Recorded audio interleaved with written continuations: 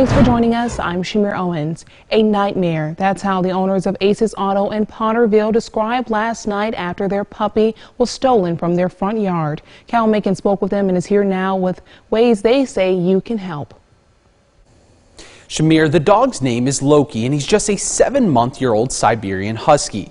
The owner of the puppy says it was just around 10 p.m. when a car rolled up and forced Loki to jump in the back.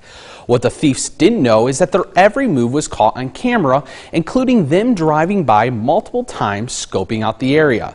Ace's Auto believes the thieves were driving a two-tone green Kia Sorento with gray at the bottom of the car.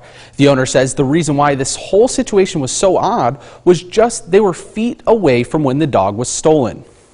Just had the garage door open and been in and out, and maybe we were in here for 20-ish minutes at the most as we were going to leave and let him back inside, and we realized that he was gone. Thought he had ran off, looked for him for a little bit, and watched the cameras to find out somebody had took him.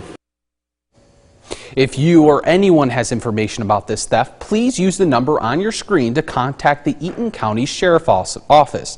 The owner of Loki is also offering a reward for any information that could lead to the puppy being